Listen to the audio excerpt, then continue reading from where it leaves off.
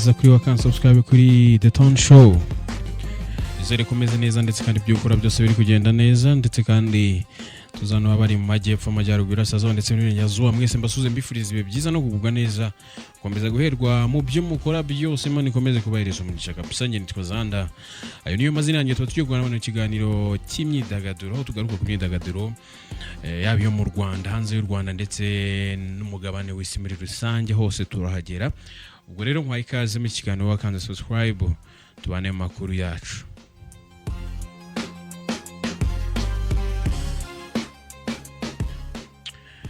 Nukuro dutangiye ikiganiro cyacu ariko none nkwibutsa yuko ukeneye imodoka nziza zo gukodesha n'ahandi wabazani mu Premium Car Rental. Nyine bashobora gufasha kubona imodoka nziza uri Kigali mu ntara n'andi yagiye atandukanye ushaka imodoka zo gukodesha. Urabahamagara rero kuri 0782 989270 baragufasha ugwe serivisi ushaka imodoka y'ukwezi, cyumweru, byumweru bibiri, imodoka y'umunsi umwe, byose baragufasha ugwe imodoka zo gukodesha. Hanyuma kandi ukeneye no gutembera ngushishikariza kujyana na company bita Tembera 250. Company gufasha gutembera ibice bitandukanye by'igihugu, ukabahamagara kuri 0781111010 baragufasha cyangwa ukabandikira kuri WhatsApp. Hanyuma niyo nimero nakubwiye ya mbere yo kuri Premium Car Rental nayo iri kuri WhatsApp, urabandikira ubundi mukaganira kuri business bakagufasha. Hanyuma reka twinjire makuru y'imyidagaduro. Ubwire yuko kwitwa Element birimo birahwihwiswa yuko ashobora kuba agiye gutura muri Leta Zunze Ubumwe za Amerika. Ndaza kubwira kwitwa Idris Elba nawe yongeyeho izina rya Sa ku mazina ye. Nguyu ni inshuti y'u Rwanda cyane ngira ngo muramuzi. Aza no kugaruka kuri Yago Pondati, akomeje kubica bigacika, akomeje guteza urusaku mu matwi y'abanyarwanda. Babyise usaka ariko abandi babyise umwanda. Turaje tubigarukaho.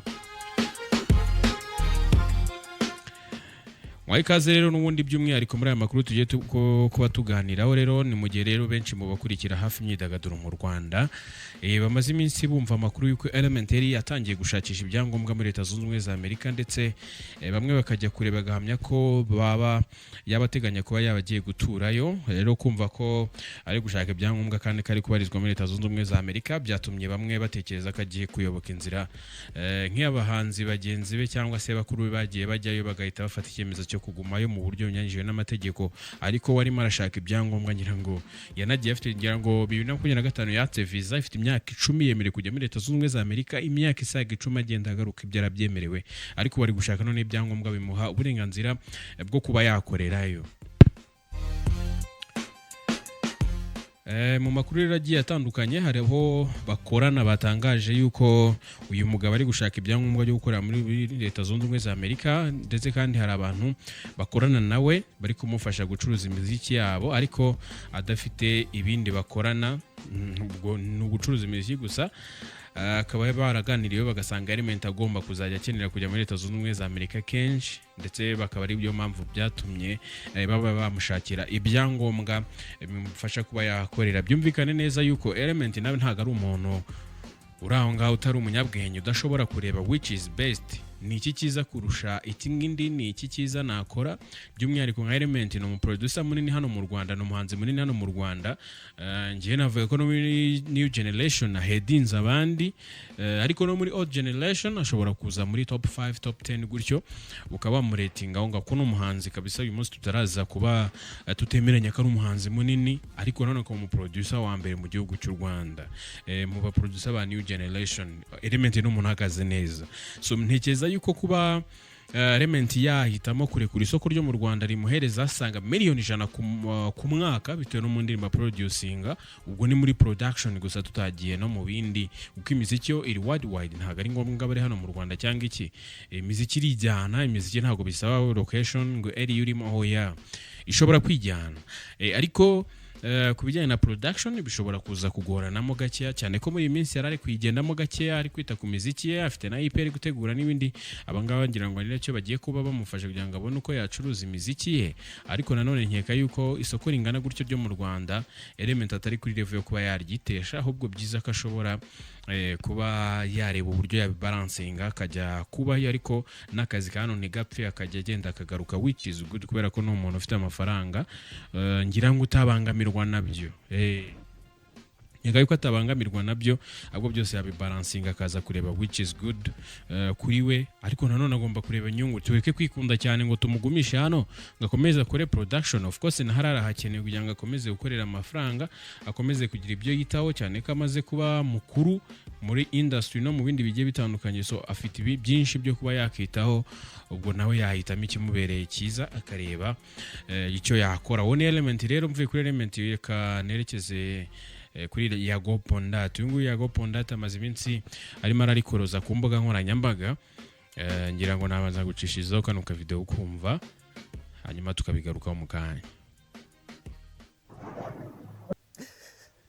amaze kuboneka batanga ubusaba batanga bamwe mu barabeshya barimo barabeshya hari nabahaye ntaga amajwi yanya hari mwigamba ko ntago jihad aharavuga ngo nimfa ngo niwe uzashyiraho ngo umusaraba ayo majwi ntahari jihad avuga ngo umunsi nashize mu mwuka ngo azaza ashyiraho umusaraba ayo ntago ari amagambo ya jihad ntago ari amagambo avuga ngo umunsi napfuye ngo niwe uzashyiraho umusaraba yarazi igihe nzapfira yarandemye uyu munsi kubera ko ngo afite ngabango mwubatse ngo umwijima rero mu banyarwanda ngo ntawo bavugaho hano reka mbabwire n'inzego zibishinzwe nizidakurikirana case yanjye inzego zibishinzwe nizidakurikirana case yanjye nzakomeza gutabaza umukuru w'igihugu kugera igihe azamenyera agahinda kanjye kugera igihe azamenyera ko urubyiruko rwe azamenyera ko hari urubyiruko rwe rwahunze kandi rugahunga atari uko rwanze igihugu rugahunga rukava mu gihugu rukava mu gukorera mu gihugu no gukorera abanyarwanda kubera itsinda ry'abantu riri muri creative industry kubera abantu bashaka kwica abandi nararize kenshi bombo clat mwese mukavuga ngo nukwiriza ngo nukwiriza ngo nukwiriza ngo namatiku ngo namatiku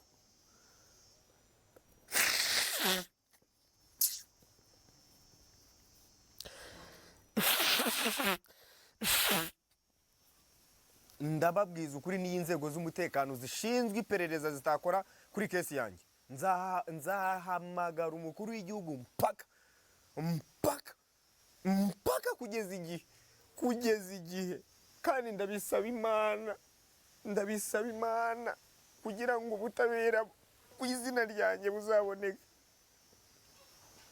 izina ryanjye rizabona ubutabera ibintu nakorewe n'abantu bo kuri social media nzabona ubutabera ibintu nakorewe n'abo bantu hari abatanga buhamya naga ari ibintu byo kubeshya haiza makavuga ngo umuntu ngaririza abantu baraje baraguteze mugo baraguteze urumogi baraguteze abagore baraguteze kugeraho bavuga ngo baze ku mukozi wiwe bamuha ibiryo upfe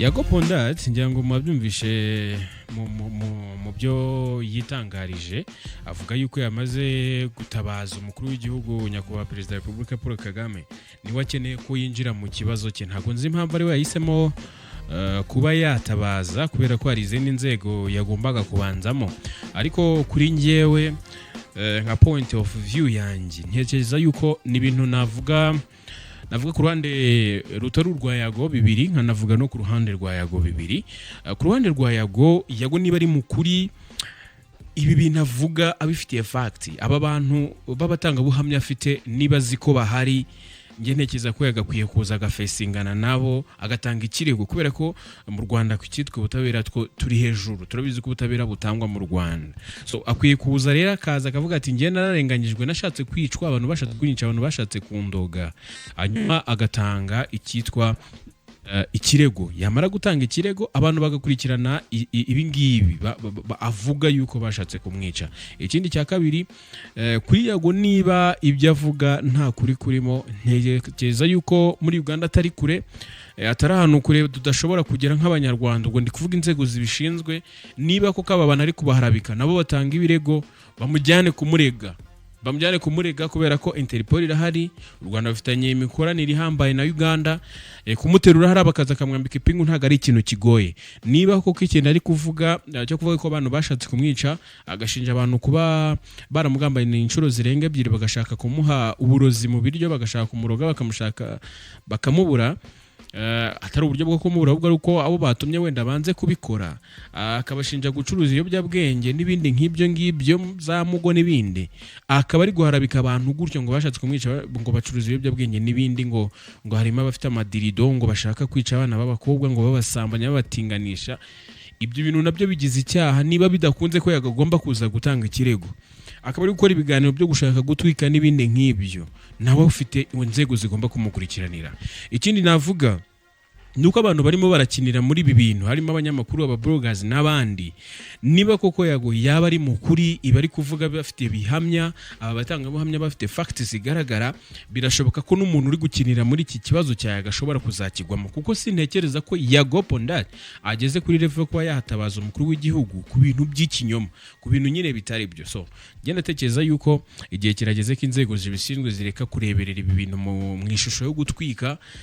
Wenda sinzi ko iyi video ishobora kugira abigeraho mu bayobozi bamwe na bamwe bagiye batandukanye cyangwa se nabumva ibiganiro, ariko nanone Yago akwiye ubutabera. Koko ubutabera bumeze bute ku ruhande rwe? Niba yarakosherejwe cyangwa se ibyo avuga nyine byarashatse kuba, bahane nyine abo bashatse kubimukorera amategeko abagereho, cyangwa se basabana imbabazi, bashinjanye basabana imbabazi, tubone wa Yago wahoze mu Rwanda akora ibintu kandi bifite igihugu akamaro.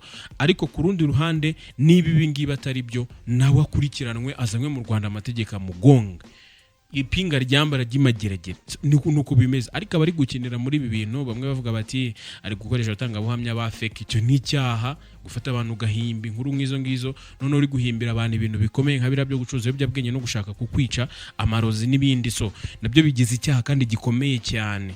So nikayo yuko rero izo mpande zombi zishobora kurebwaho, niba ari gutwika hanwe kubera ko ari kuvuga ibintu biremereye cyane, ariko kandi niba ibi ngibi yarabikorewe, nawe yagira uburyo agomba kuba nyine yakurikiranwa kuri abo ngabo bashatse kumugirira nabi. Ngiye nuko mbitekereza, ni nuko mbyumva, kandi n'ibitekerezo byanjye bidakuraho iby'abandi.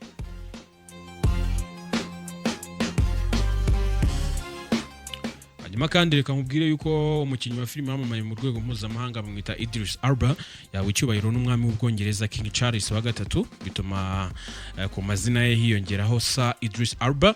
Hanyuma kandi ni icyubahiro uyu mugabo yahawe kubera uruhare mu iterambere ry'uruganda rwa sinema, ibikorwa byo gufasha urubyiruko no kurwanya ihohoterwa rikorerwa abakiri bato.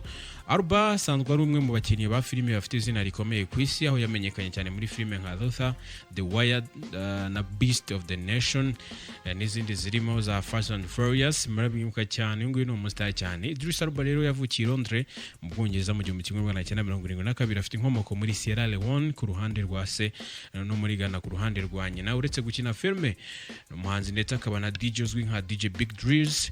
Hanyuma kandi muri 2013 yahawe umudari wa OBE, Officer of the Order of the British Empire, mbere yo kuzamurwa akagirwa sa kuri uyu wa kabiri tariki 2 ubwo Kanama 2026. Kugira ngo rero umuntu ahabwe izina ry'icyubahiro rya sa, yagomba kuba yarakoze ibikorwa by'indashyikirwa kandi yaramaze igihe kirekire agirira akamaro societe cyangwa mu mwuga bamo. Iri rero ni izina ritangwa n'umwami mbere ryahabwaga ingabo z'ubwami mu Bwongereza kubera ibikorwa by'indashyikirwa. Hanyuma kandi izina ntago warigura, ni izina ry'icyubahiro ariko utanagura. U Rwanda ni kimwe mu bihugu bya Afrika Elba atasibye kwereka urukundo rudasanzwe, dore ko muri 2023 yarahaje, 2025 yarahaje, ndetse kandi na 2018 ndumva yaranasuye parike y'igihugu y'Ibirunga. Hanyuma kandi muri 2025 yasuye Zaria Court ari kumwe na Masai Ujiri mu bihe bigiye bitandukanye. Urumva ko ari inshuti y'u Rwanda nabihereyeho. Idris Elba rero akaba yagiye mu bafite ayo mazina adasanzwe ahabwa n'umwami w'Ubwongereza. Bivuze ngo rero uyu nguyu ntago ari mugenzi wanyu, ari mugenzi wanyu, ni umuntu ukomeye cyane, ni umuntu ukomeye cyane kubera ko nyine kugira ngo umwami ajye kugutekerezaho kugirire, navuga gute, kugirire neza gutyo, ni ikintu kidasanzwe, ariko cyo kwishimira kuri uyu nguyu Idris Elba. Hanyuma kandi ubwo ndumva ari ibyo nakubwira mu makuru y'imyidagaduro mba naguteguriye. Hanyuma reka nkushimire, nanakwibutsa yuko ukeneye imodoka zo gukodesha ni muri Premium Car Rental, ubamagarukana bandikira kuri WhatsApp kuri 0782999270 bakagufasha uri i Kigali cyangwa mu ntara. Hanyuma kandi ukeneye no gutembera, hari company imwe yonyine yizewe hano mu Rwanda ishobora kugufasha gutembera ibyiza nyaburanga zigize igihugu cy'u Rwanda, abo bahamagara kuri 0781111010 ubundi bakagufasha bakaguha serivisi nziza kandi bakagutembereza mu buryo bwiza. Ndagushimiye cyane rero, nge nitwa Zandi, bita The Tony Show. Ukomeze kugira ibihe byiza, tuzasubira mu makuru yacu butaha.